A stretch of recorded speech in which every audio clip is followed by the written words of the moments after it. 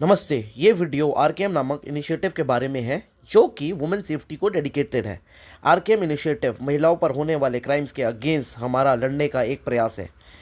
इस इनिशिएटिव के बारे में पूरी जानकारी देने से पहले मैं आपको एक डिस्क्लेमर देना चाहता हूँ कि हम इस इनिशिएटिव के थ्रू किसी भी तरह से डोनेशन की मांग नहीं कर रहे हैं।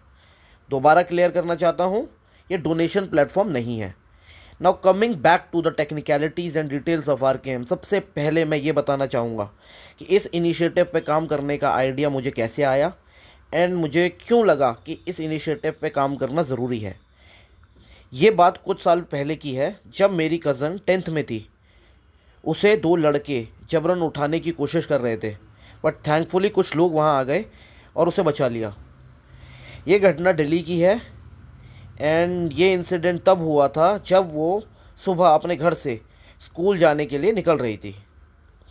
जब उसने घर आकर वापस ये बताया तो घर वालों ने कंप्लेंट करने से मना कर दिया और उसे बोला कि तुम उस रास्ते से मत जाना और अब से तुम दूसरी अपनी फ्रेंड्स के साथ जाना।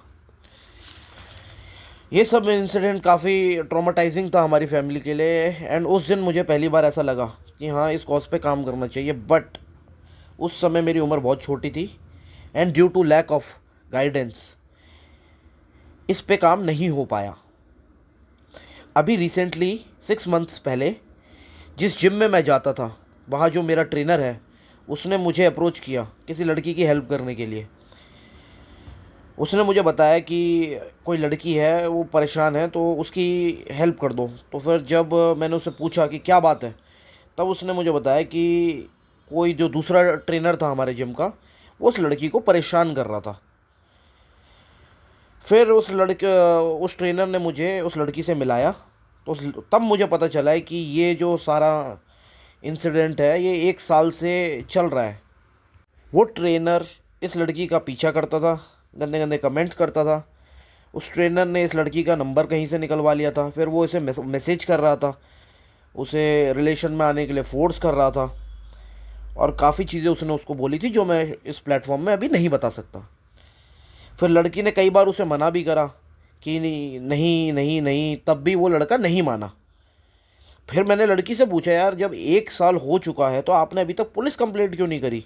उसके खिलाफ़ पुलिस कंप्लेंट कर देनी चाहिए थी। तब लड़की ने बोला कि अगर उसे ये डर था कि अगर वो कंप्लेंट कर देगी तो ये बात उसके घर तक पहुंच जाएगी और अगर उसके घर वालों को ये बात पता चली तो वो समझेंगे नहीं और उसी का घर से बाहर निकलना बंद करवा देंगे और उसकी पढ़ाई में भी दिक्कत आ सकती है क्योंकि अभी वो स्टूडेंट है। उसने मुझे बताया कि हाँ, जो और ट्रेनर्स हैं, जो बाकी ट्रेनर्स हैं, वो भी उसे कह रहे थे कि कंप्लेंट कर दो और उसे भरोसा दिला रहे थे कि अगर कुछ होगा, जो भी होगा, दे विल स्टैंड बाय हर, वो उसकी मदद करेंगे। फिर मैंने उसे समझाया कि नहीं, कोई बात नहीं, घर तक बात नहीं पहुंचेगी, आप कंप्लेंट करो, जो होगा मैं भी खड़ा हूँ, आपके घर तक बात नहीं पहुंचने देंगे। तो उसमें थोड़ा कॉन्फिडेंस आया और उसने कंप्लेंट करने के लिए वो राज़ी हो गई। अब जिस दिन सुबह कंप्लेंट करनी थी, वो थोड़ी घबराई हुई थी तो उसने सबको फ़ोन करा, मेरे को भी फ़ोन करा था और ट्रेनर्स को भी फ़ोन करा। जितने बाकी के ट्रेनर्स थे सब बैकआउट कर गए। बहुत शर्मनाक बात है बट क्या कर सकते हैं। उन्होंने, एक जो ट्रेनर था वो बोलता कि ये मेरे जिम का इंसिडेंट है और कहीं ऐसा ना हो मेरे जिम पे बात आ जाए, तो इस चीज़ को देख लेना और कोशिश करना कि जिम का नाम ना है। बाकी उसके सपोर्ट का तो खैर कोई सवाल ही नहीं था। और जो दूसरे ट्रेनर थे वो कहते कि जी अभी तो मैं बिज़ी हूँ और अभी मैं किसी को ट्रेनिंग दे रहा हूँ, अभी क्लास ले रहा हूँ, बाद में मैं आ सकता हूँ। तो इस तरीके से उन्होंने भी उसे टरका दिया। फिर बट क्योंकि मैंने उसे ऑलरेडी बोला हुआ था तो मेरे कॉन्फिडेंस को देख के वो भी घबराई नहीं और हमने उस लड़के की कंप्लेंट कर दी। और वहाँ कंप्लेंट करने के बाद उस लड़के से प्रॉपर रिटर्न में लिखवा लिया था कि आज से ना वो उसका पीछा करेगा ना कुछ करेगा, जिसकी कॉपी हमने भी रख ली थी। अब इस चीज़ को काफ़ी टाइम हो गया, अब वो लड़का ना इसका पीछा करते हैं और वो लड़की काफ़ी ठीक है, अब वो अपनी लाइफ वापस जी पा रही है ढंग से।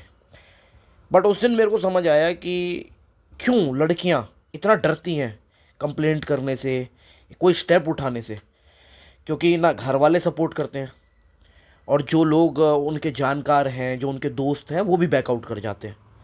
फिर उस दिन मैंने इस कॉज पे काम करना स्टार्ट कर दिया था। अब हम अपने इनिशिएटिव आरकेएम पे आते हैं। अब इस वेबसाइट के थ्रू अब हम कैसे सबकी मदद करेंगे मैं ये बताऊंगा। तो जो हमारी वेबसाइट है इसमें काफ़ी सारे लॉयर्स, डॉक्टर्स, साइकोलॉजिस्ट सब आगे आए हैं इस कॉज पे काम करने के लिए, हमारी मदद करने के लिए। और अब अगर किसी भी विक्टिम को कंप्लेंट करनी हो और उसे समझ नहीं आता है कि कैसे कंप्लेंट करनी है, क्या लीगल तरीके हैं कंप्लेंट करने के लिए, तो वो हमारी वेबसाइट के थ्रू हमारे लॉयर्स से फ्री कंसल्टेशन ले सकता है। और कंप्लेंट फाइल करने में भी हमारे लॉयर्स और हम सब उनकी मदद करेंगे। अगर कोई ऐसे विक्टिम्स होते हैं जो मेंटल ट्रॉमा से गुज़र रहे होते हैं तो उनके लिए हमारे साइकोलॉजिस्ट अवेलेबल हैं, हमारे डॉक्टर्स हैं जो उनकी मदद करेंगे। हम सारे अपने जितने भी प्रोफेशनल्स हमारे साथ जुड़े हैं इस प्लेटफॉर्म में, उनका हम धन्यवाद करना चाहेंगे। बाकी मैं आपको एक और चीज़ बता दूं कि अभी हमारी एक ऐप है जो अंडर डेवलपमेंट है, जिसके थ्रू इमरजेंसी के टाइम पे चाहे लड़का हो चाहे लड़की हो, एक बटन प्रेस करने पे हमारी टीम हेल्प करेगी और पुलिस के साथ कोऑर्डिनेट करके क्राइम को रोकने की और मदद को पहुंचाने की इमीडिएट बेसिस पे कोशिश करेगी। बाकी की सारी जानकारी, बाकी की सारी अपडेट्स ऐप को लेके और अपनी वेबसाइट को लेके जो भी है वो इसी यूट्यूब चैनल्स के थ्रू आपको मिलेगी। और ये जो हमारा यूट्यूब चैनल है ये वुमेन सेफ्टी को डेडिकेटेड है, तो इसे प्लीज़ फॉलो करें और सारी वीडियोस को देखें, इस चैनल को सपोर्ट करें, क्योंकि ये चैनल हमारी वुमेन सेफ्टी के लिए बहुत ज़रूरी है। RKM में किसी भी तरीके से जनरेट हुआ रेवेन्यू सिर्फ वुमेन सेफ्टी पे लगेगा एंड ऐप की डेवलपमेंट में लगेगा।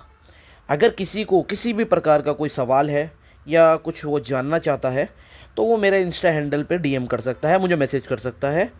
मैं हर किसी के लिए अवेलेबल हूँ। मेरा इंस्टा हैंडल इस वीडियो में भी दिखाया जाएगा, साथ में नीचे डिस्क्रिप्शन में भी दे दिया जाएगा। Thank you.